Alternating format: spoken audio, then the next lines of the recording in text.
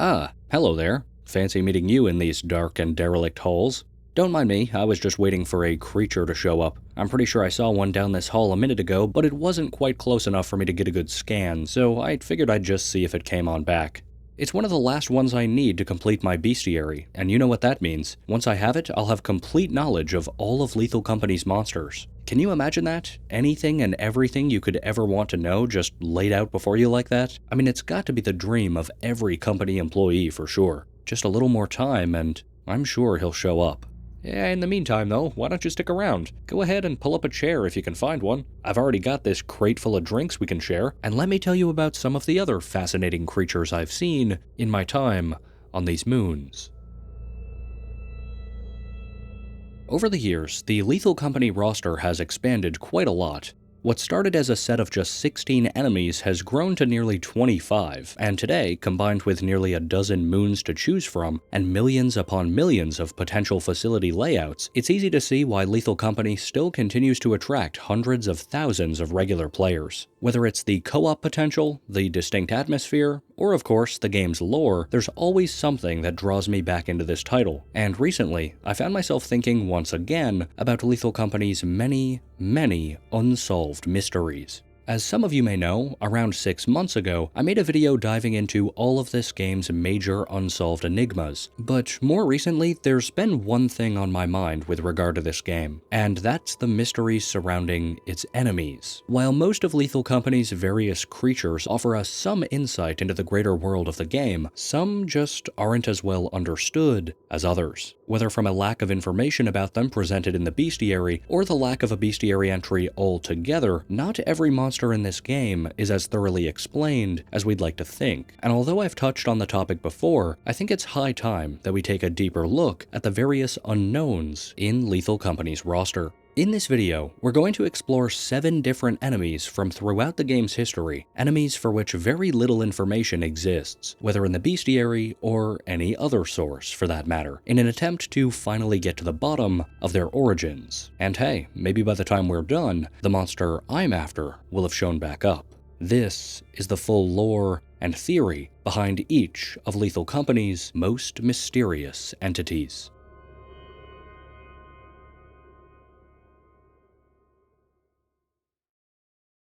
But before that, allow me to introduce you to the insane naval action of today's video sponsor, World of Warships. World of Warships is an exciting, free-to-play military combat game where tons of ships from all corners of the globe duke it out in awesome, visually stunning 12x12 arena combat. The game features dazzling, top-notch graphics across more than 40 unique maps, each with dynamic weather, crystal-clear waters, incredible textures, and detail. These battlefields offer the perfect setting to test your mettle by championing your very own fleet comprised of some of history's most iconic naval vehicles, including battleships, destroyers, aircraft carriers, and cruisers hailing from over 10 nations, and with new content added every single month, including fun crossover events as well as weekly missions, there's always something fresh to explore. World of Warships is a great experience both as a lone wolf or in a division with friends, and with over 500 different ships to command, there's no wonder why millions of players have already tried out the game for themselves. Seriously, World of Warships is a title that's given me tons of enjoyment over the years. Both my roommate and myself used to play it when I was in college, and it's a game I find myself coming back to time and time again, so why not try it out for yourself? Using my link in the description or pinned comment, new players can use code BRAVO to start your journey off right with a sweet welcome package, including 7 days of premium account, 1.5 million credits, 500 doubloons, and one of 5 free warships of your choice after completing just 15 in-game battles. Thank you to World of Warships for sponsoring today's video, and with that, let's get back into the lore. Lethal Company's original enemy roster is chock full of iconic additions. Staples of the game, such as Brackens and eyeless dogs, all stemmed from the game's original version. But even among this classic array of adversaries, there has stood a small collection of enemies which continue to puzzle the Lethal Company community to this day. And perhaps foremost among them is the Jester. The Jester is an encounter which virtually every player ought to be familiar with. At an earlier point in Lethal Company's life, it was held in high regard by most of the fanbase, as one of the most potentially devastating encounters that one could come across. The reason behind the Jester's initial infamy is of course due to the unique manner in which it stalks and eventually pursues players. When first encountered, it'll initially present itself passively, merely following employees around quietly on its two humanoid legs. But after some time, it'll begin winding the hand crank located on its left-hand side, which will prompt a haunting rendition of the song Pop Goes the Weasel to begin emanating from the box, and experienced players will know that from this point forward, everyone inside the facility has around 40 seconds of time to evacuate before the Jester enters its popped state, where a large fleshy appendage topped with a oversized humanoid skull will emerge from beneath its lid. Once popped, the Jester will viciously pursue any employees left indoors, stopping only once the facility is completely devoid of live players. But the Jester is made all the more odd considering just how little is actually known about it. This enemy's bestiary entry is not penned by the same detached, research-oriented voice as most of the others that we find throughout our misadventures. Instead, it's entirely written by the character Sigurd, who's best known for his scattered journal entries, which can be collected across Lethal Company's various moons. It's evident that at some point during their employment with the company, Sigurd and the rest of his team, consisting of 3 other crewmates, Desmond, Jess, and Richard, had an encounter with one of these creatures firsthand, leading to them leaving behind the following testimony. Sigurd's danger level, 90%. Get out of there before it goes ape. You can't hide from it, just evacuate. I think it goes back in its box if everyone stays outside long enough. Scientific name, Insanius Thingus. There's no freaking scientific record. Good luck, you know as much as us. We just call it the Jester. Now, in the context of world building, the complete lack of information surrounding the Jester is meant solely to lend credence to its odd nature and appearance. The horror of this thing ultimately stems from the idea that nobody really knows what it is, and so, in order to keep up appearances, that logic also extends to how it's depicted in writing. Contrary to its overtly inexplicable nature, though, there have been a few theories that may potentially help to illuminate the monster's true reason for being. For one thing, I certainly would not be the first to point out the similarities between the Jester and another one of Lethal Company's original enemies, the Coilhead. While both creatures appear outwardly mechanical in nature, embodying inanimate objects, they also both seem to harbor some elements of organic biology. As we've already seen, the Jester houses bone and sinew beneath its lid, and in the case of the Coilhead, its bestiary entry states that, quote, "It has been highly speculated they were created as biological weapons of war," with the use of the term biological weapon in particular betraying that these things must also not be entirely devoid of organic matter. The obvious conclusion, then, is that perhaps the Coilhead and the Jester were both created for a similar purpose. Both seem to have been constructed through similar means, and knowing what we do of Lethal Company's turbulent, war-stricken past, it's not hard to imagine that both may have been unleashed side by side in order to clear buildings or other such structures. It may also be worth noting that, like the majority of the creatures we'll discuss within this video, the Jester is also found to spawn most frequently on the moon Rend, which, along with its sister moon, Dine, has an exceptionally high chance of generating mansion-style interiors. So perhaps these creations were even used specifically to hunt down important figures, or those which would have been known to be in hiding on a notoriously inhospitable moon. Even if not, though, the Jester definitely serves as a good starting point when observing these kinds of enemies, because later on, we'll absolutely find ourselves referencing it when talking about other beings. And in fact, the very same could be said of our next subject as well.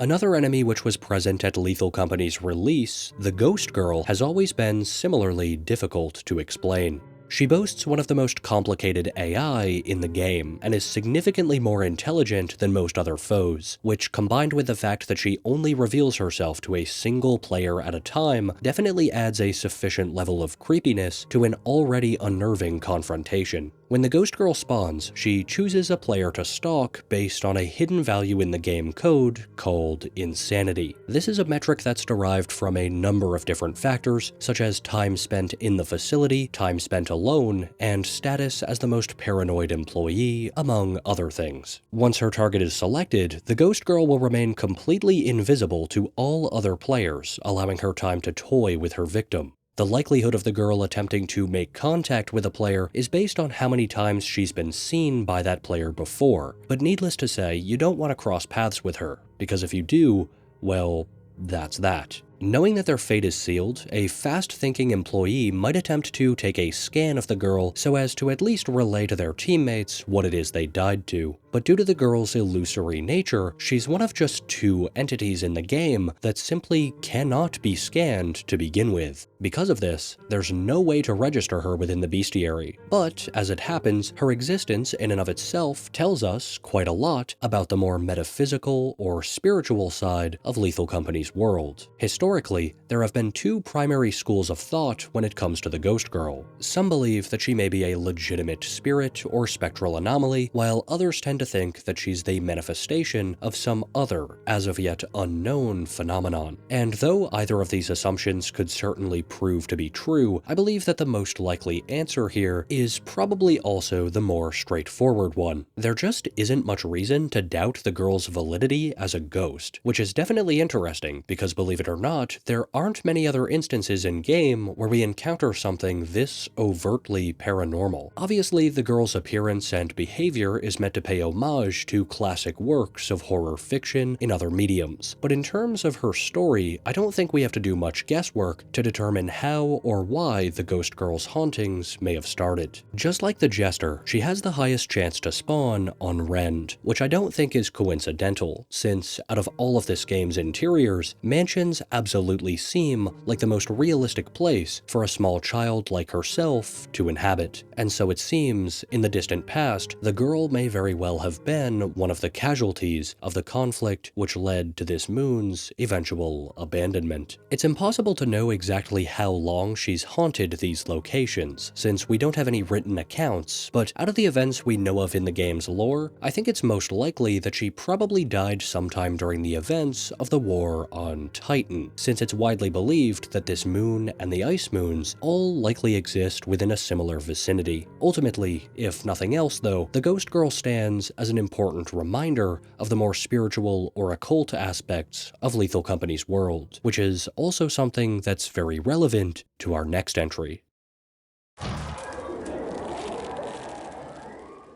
Picture this. It's a high quota run, and from the ship's terminal, you watch as your friend exits the facility in a daze. From the limited view on the monitor, their movements seem odd. They spin, change direction erratically, and don't seem to know quite where they're going. Nevertheless, with time, they manage to meander back to the ship, and as you go out to greet them, you realize something isn't quite right. What we've just encountered is a masked, or mimic, a type of monster added in version 47 that, just like the Ghost Girl, is impossible to scan and has no bestiary entry associated with it. This is a very unique enemy that really blurs the line in a lot of ways, and some may even wonder whether it ought to be considered an enemy at all, since at its core, the masked are technically just items. Every masked starts its life as one of the comedy or tragedy masks that appear as loot throughout various facilities. These items may seem unassuming enough, but experienced players will know that if picking one up, these things should definitely be handled with care, because holding them up to one's face presents a chance for the item to essentially possess the player, effectively killing them, but allowing for the mask itself to use the now empty husk of a body in order to lure in other employees. In the game, this encounter can take 2 forms, with masked spawning both as collectible items and NPC masked spawning as well, but there's no doubt that these beings have the potential to be either one of the most fun or most irksome encounters this game has to offer. Now, as some of you may have already figured out, from the perspective of game design, the masked having no bestiary entry actually makes quite a lot of sense. If these are supposed to be convincing imposters, then having a new entry pop up once one is scanned is kind of a dead giveaway. With that being said though, the masked present an interesting paradox when it comes to lore, bizarre, because when you think about it, it really doesn't make much sense that these creatures have never been cataloged anywhere, or at least not named and overtly referenced. Unlike the Ghost Girl, these things appear to everyone. They're fairly easily recognizable, and in their itemized form, they can even be picked up and brought into the ship, since they do in fact have a scrap value, so it would seem exceedingly unlikely that they're just a complete mystery to the denizens of this world. The only potential reference to the masked anywhere in the game's writings comes from one of Sigurd's logs entitled Real Job, but the evidence that this is what's even being talked about is hardly concrete. For those that don't know, midway through Sigurd's story, one of his crew members, by the name of Richard, is said to die to a bracken on the Moon Vow. It's an event that has major ramifications on the other members of the team, and after this point, we see the tone of the entries as a whole dramatically shift, until on October 1st, 1968, he writes the following.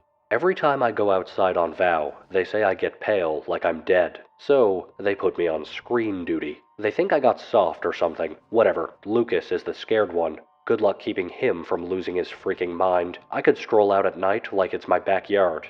It's just that I saw Rich on the hill. He was over on the other side of the river, but that was 3 days ago. I'm not scared, it's just getting cold outside. By the time this entry was penned, Rich had been dead for close to a month, and obviously it doesn't make any sense that just 3 days before, Sigurd apparently saw him standing on a nearby hill. But one of the most common theories, and one that I've been a vocal proponent of, is that what Sigurd saw was not Rich at all, but rather that he observed the orange jumpsuit of a masked, which had taken over the body of a company employee sometime prior, and simply conflated it with his friend. However, this obviously isn't the only explanation, far from it in fact. Some suggest that Richard's presence may be in the form of a spirit, not dissimilar to that of the Ghost Girl, or that Sigurd's sanity has simply begun to break down as a result of the stressful environment of working at the company. All in all though, you can probably see why a lot of the dissonance surrounding the masked makes it a uniquely difficult enemy to analyze. How can something this common and pervasive be so thoroughly unaccounted for? And then there's the question of where they fit with regard to the rest of the enemy lineup. Are the masks a man-made creation for the sake of deception and espionage, such as the Coilhead and the Jester seem to be? After all, it does exhibit both biotic and abiotic factors within its makeup, and its highest spawn rate is on the moon Artifice, which is notoriously associated with war. Or are the dramatic masks really just cursed objects somehow, putting the masked themselves more in line with the Ghost Girl? It's quite the enigma for sure, but one which I'd really like to get to the bottom of, though part of me doubts that we ever truly will.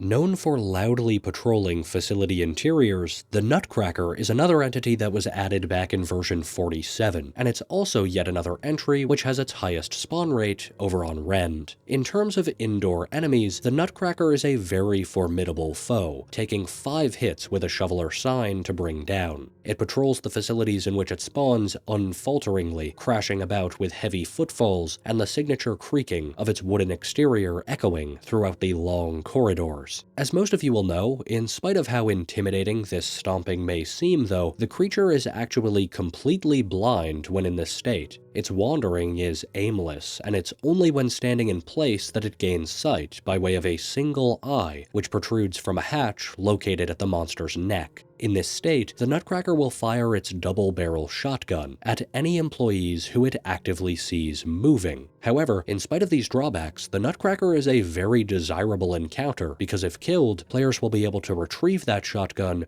for themselves. Regarding its bestiary entry, the Nutcracker is also one of the most vague encounters we've had yet, only being referred to as the, quote, guardians of the house, and nothing more. Now, if you thought there was another line present here, then I can't blame you, because over on the Lethal Company fandom wiki, there is a second sentence added in this entry, but it doesn't appear in the game as of recording, and I don't recall having ever seen it, so I'm under the impression that if this ever was in the game, it was probably only viewable in the beta, and was then removed when the content was brought to the main branch of the game, similar to what happened with a paragraph from the Old Bird's bestiary entry, which we'll talk about here in a little bit. With that being said though, I think that that in spite of its brevity, there's actually quite a lot we can draw from this one sentence of exposition. Once again, the use of the word house seems to insinuate that the Nutcrackers are likely yet another enemy that has a distinct connection with the mansions they can most often be found in. Not only this, but the phrasing of the entry also helps back up the idea that the Nutcracker's design and its similarities to other designs we've looked at in this video probably aren't coincidental. Once again, we see similar tropes to those observed in the Coilhead and the Jester, a biological component hidden away inside of an artificial shell. So, if the Coilhead was created to serve as a weapon, then it seems likely that the Nutcracker would have been created to serve the opposite purpose. It's a biomechanical guardsman, a walking home defense system created through similar means to its other biomechanical brethren. In Lethal Company's distant past, it may not have been uncommon to see both Coilheads and Nutcrackers on the battlefield, and in fact, their use cases on opposite sides of conflict as offensive and defensive creations respectively could even suggest that they were products of opposing forces. The only such forces we know of by name in the game's lore are the Anglin and Bumok militaries, which were mentioned in that now-removed segment of the Old Bird's Bestiary entry that I talked about previously. But since the Coilhead has existed since at least 1968, as evidenced by Sigurd having interacted with its log, then both it and the Nutcrackers, if they are in fact related, would predate the first mention of the Anglin and Bumok by quite a large margin. If nothing else though, I think there is absolutely a clear link between the Nutcrackers and the other biomechanical enemies we've previously established. But for our next entry, let's switch gears a bit and examine another species that's more aligned with the supernatural.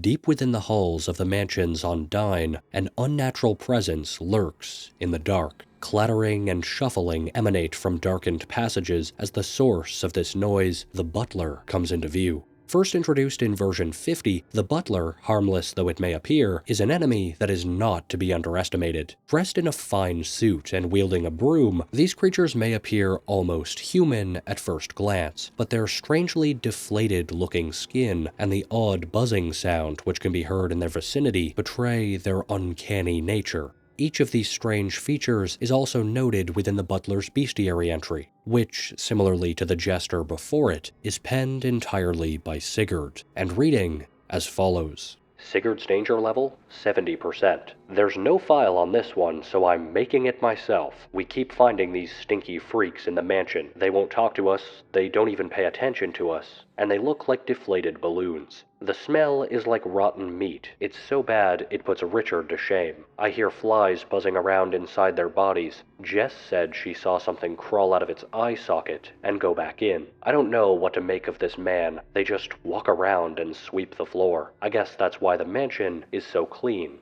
At least they do their job, but I swear the stinky freaks stare at me when I'm not looking. Update. They chased Rich with a knife. We didn't see it, but he says when he got into the room, the Butler just took out its broom and started sweeping like nothing happened. So we're all sticking together from now on. Screw these Butlers.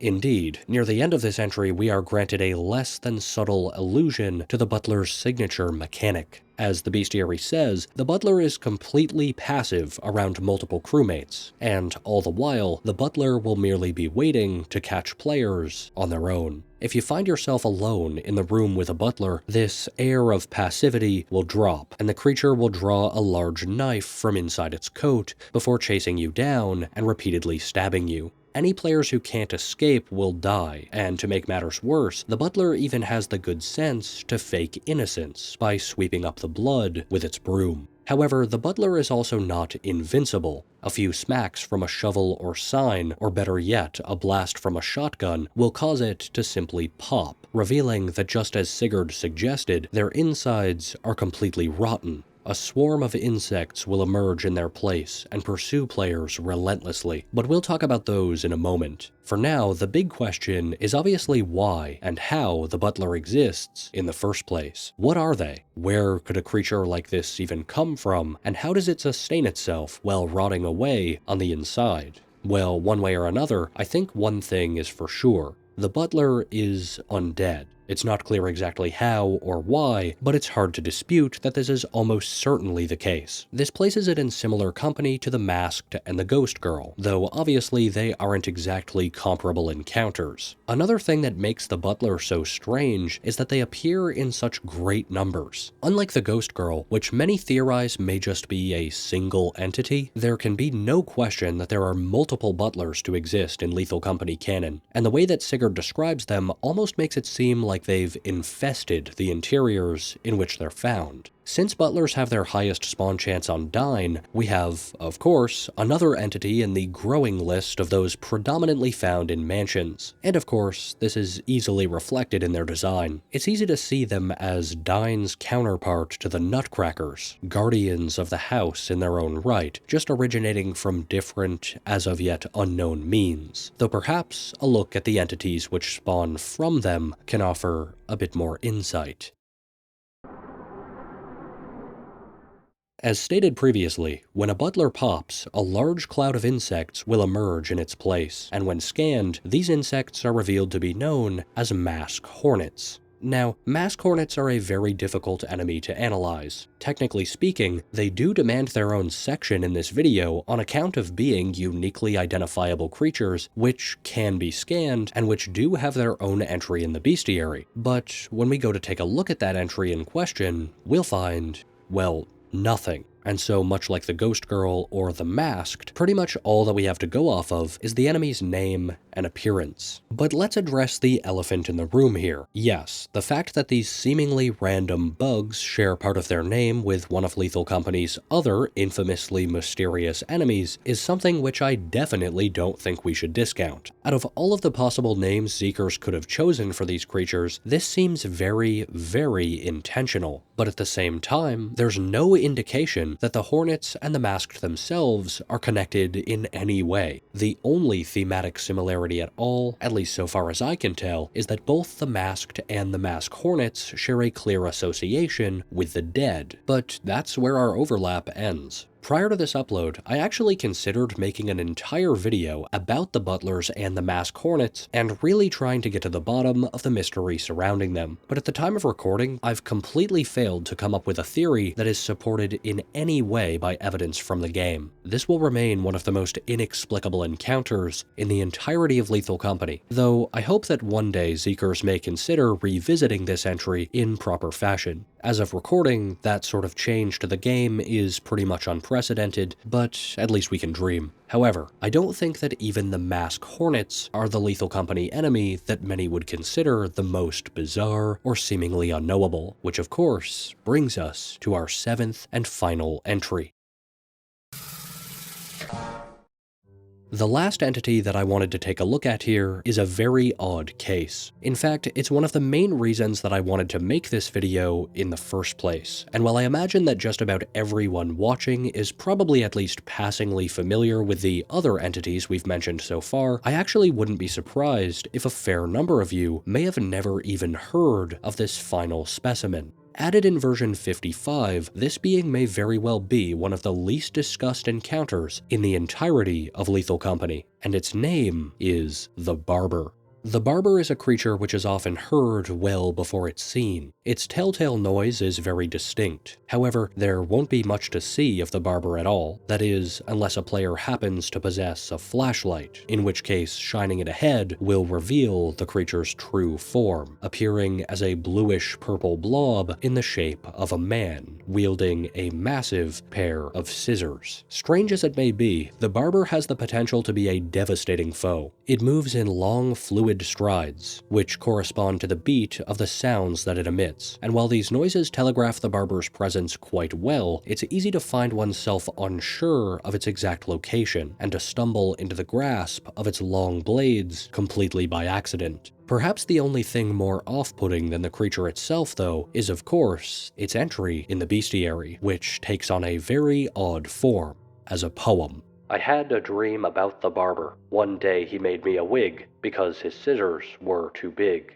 Obviously, that does virtually nothing to explain what this thing is, and ever since its addition to the game, these 3 lines have left many players, myself included, thoroughly confused. The only theory I've found in regard to the Barber's entry that I believe could hold some water is that perhaps the poem is not written from an in-universe perspective, but instead that it's a direct message from Zeekers himself. This would frame the poem as essentially a testimony of how it was that the creator came up with the enemy in the first place. But even so, well, what is this thing? Figuring out this creature's precise composition is not an intuitive task, but given that the creature's name in the game code is the Clay Surgeon, I think it's probably a pretty good guess that it's made of, well, clay. A bold statement, I know. Now, both visually and thematically, I think it ought to be pretty obvious at this point that the Barber seems to have a lot in common with the biomechanical monstrosities over on Rend, those that I think we've shown pretty compelling evidence for being biological weapons. And even though it very much seems like the Barber and the Jester may be equal and opposites, just like the Butler and the Nutcracker seem to be, we're missing one crucial piece of evidence that's keeping me from tying it to this group, and that is that we have absolutely no idea if the Barber has a biological component. It definitely appears as an artificial construct. Now, that doesn't entirely rule out the theory that this thing could be a man-made creation, similar in function to the Jester, Nutcracker, Coilhead, or what have you. It could merely be that the Barber's biological components are all stored underneath its clay exterior. Or it could simply be that the Barber was created as a weapon, though through purely artificial material. And in fact, all potential evidence and justification aside, I'm personally of the assumption that this is likely the Barber's original purpose. It's hardly a perfect explanation, but it's at least something. And given everything we've talked about today, if any of you have any thoughts about the Barber's true origins, I would love to hear them down in the comments.